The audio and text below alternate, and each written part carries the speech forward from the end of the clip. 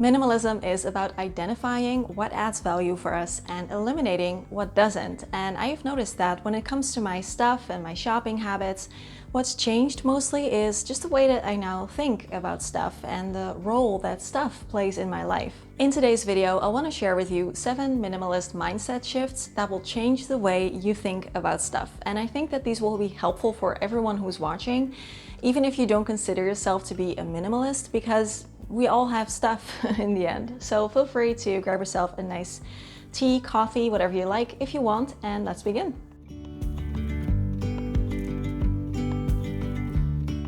Welcome back everyone, and if you're new here, this is a place where you can get tips and inspiration for living a simpler, happier, and calmer life. Feel free to hit subscribe if you haven't already, because I would love to see you again next week. And this video is kindly sponsored by Lingoda. We will chat more about them later.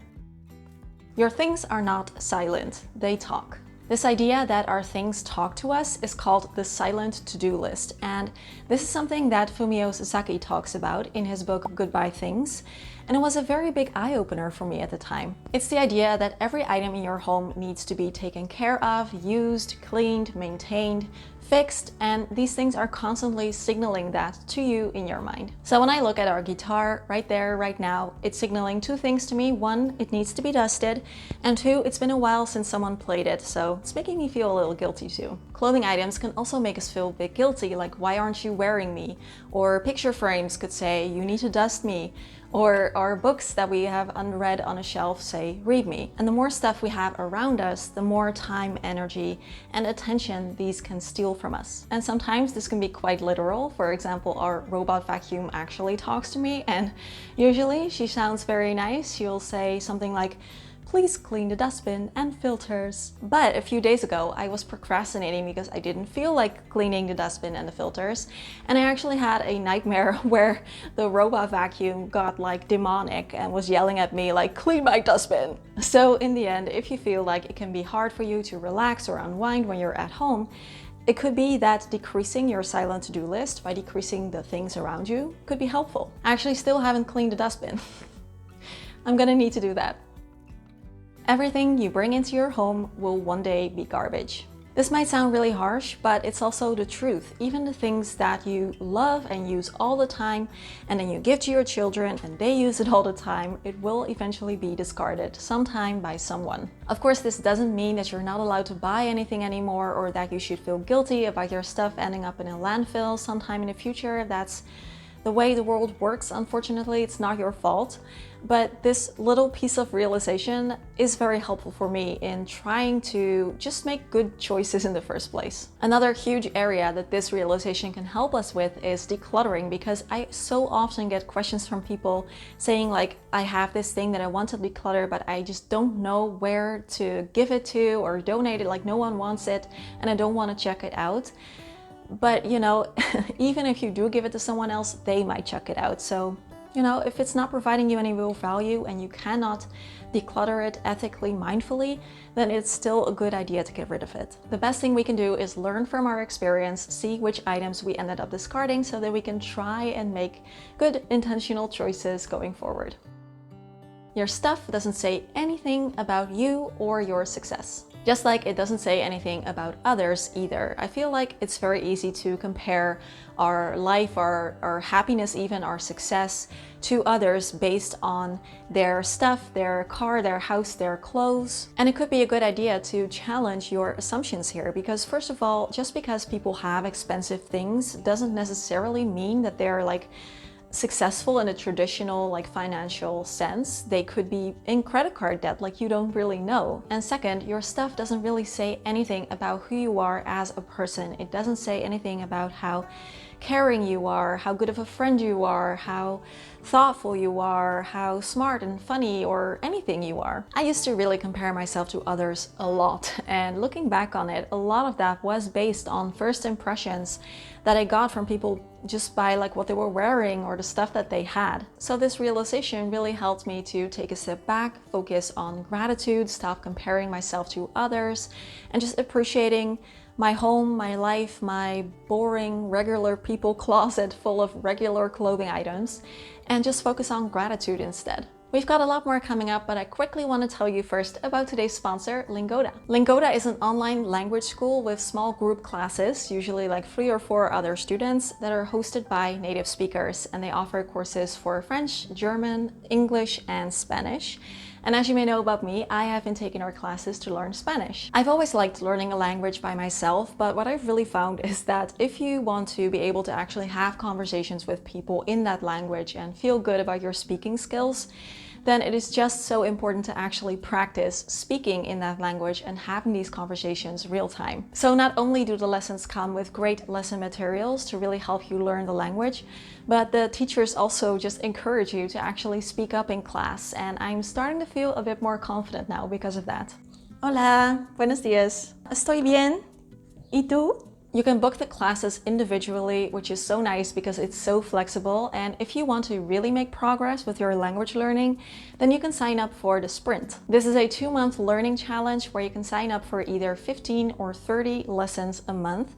And if you complete the challenge, then Lingoda will actually give you a 50% or 100% cash back respectively. So this is a great way to make fast progress and even get 50% or 100% of your investment back after you complete the challenge. I'm having a lot of fun with my Spanish lessons and they are very high quality, so I definitely recommend checking them out. You can find my link in the description box below, and if you use my discount code HAPPYZEN20, then you will get 20 euros or $25 off on your Sprint registration. Gracias a Lingoda por patrocinar este video y enseñarme español. Your home is where your life is. It's not a storage space. You think that this is pretty basic, but I actually think that most people don't really see it this way, and I certainly didn't before I started living a more intentional and minimal life. Our home is where we live. It's where we spend so much of our time, and if you're anything like me, most of our time. But we also kind of treat it as a storage space, as a place to store our many things. So a good question to ask yourself could be, do you feel like there's enough room in your home for living? Especially now with renting and buying being so expensive, you know, buying a bigger house so that you can have a few rooms to fill with excess stuff. You know, when you think about it, that's going to be very expensive stuff if it's going to need a whole room. And of course, it's not always so easy for everyone. Not everyone has the means to live in a way where they can even store all of their basic necessities and still have room left over. But if at all possible, I think that living should be the #1 priority and not having it chock full of stuff and having enough room to walk and breathe and, you know, go around furniture without stubbing your toes. So if you feel like it is hard for you to kind of relax and unwind in your own home, in your own space, then it could be that you simply just have a bit too much stuff or too much clutter. Newness fades. We all crave newness, we all crave variety. There's nothing wrong with it. There's nothing wrong with wanting to freshen up and have something new every once in a while. So I'm not saying this to make you feel bad about purchasing something new, but for me, I do notice that sometimes I am out looking for something simply because I want something new, because I feel bored with what I already have.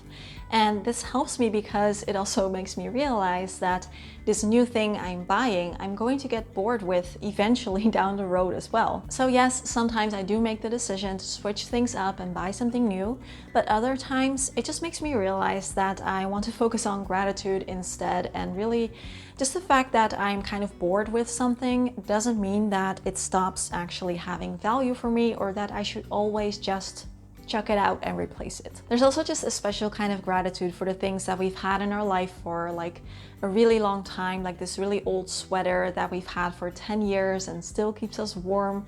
There's something special about that.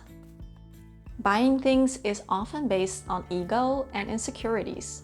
Again, I don't mean this to sound harsh, but when it comes to the things that we own, it could really be a good idea to ask yourself if what you're considering buying isn't based on ego or on trying to buy your way out of feeling insecure about a certain thing, because that's what I used to do a lot back when I was younger. I used to feel really insecure, but looking back on it, there was nothing that I bought, not all of the clothing and the makeup and the accessories and any of that stuff that actually made me feel better about myself. It was only when I stopped shopping so much and I started looking more like on the inside that I started to feel more confident. And just becoming aware of the thoughts and the patterns that are driving our behavior so that we can be more intentional about it.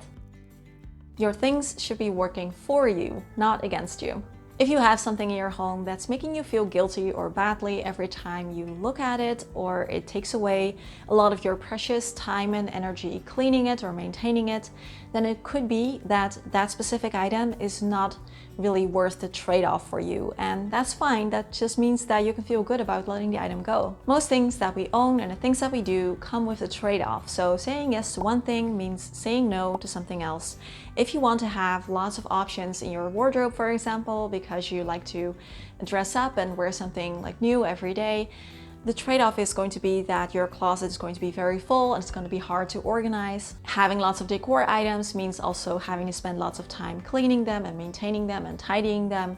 Scrolling on your phone means having less time to spend on other things or to spend on not doing anything at all. And what minimalism can do is really make us aware of this trade-off and just quickly ask ourselves, like, do we think that that's worth it? It can also be a good idea to ask yourself what brings you joy, fulfillment, happiness, and do the things that you own and the things that you put on your calendar leave enough space for you to actively pursue these things as much as you would want to. And if not, then maybe you could minimize or simplify so that you can prioritize these things more. This is the last video that you will ever see from me that I'm ever going to be filming in this place, in this apartment. My new video will be in the new place. It's very surreal for me to think about. I have been living here for 10 years. I filmed all my videos here. I've shared this place with thousands of you. We've had all of these conversations here. So it's very strange and kind of emotional for me to think about. Really emotional, actually.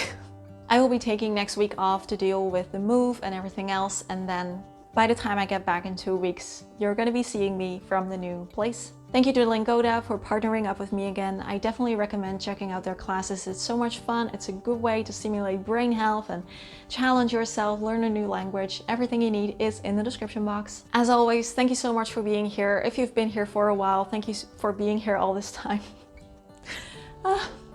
Questions, comments, conversations down below. Have a wonderful day, and I will see you again next week.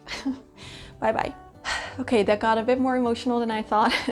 I already know I'm gonna shed a few tears editing this video later on this week and seeing this shot for the very last time.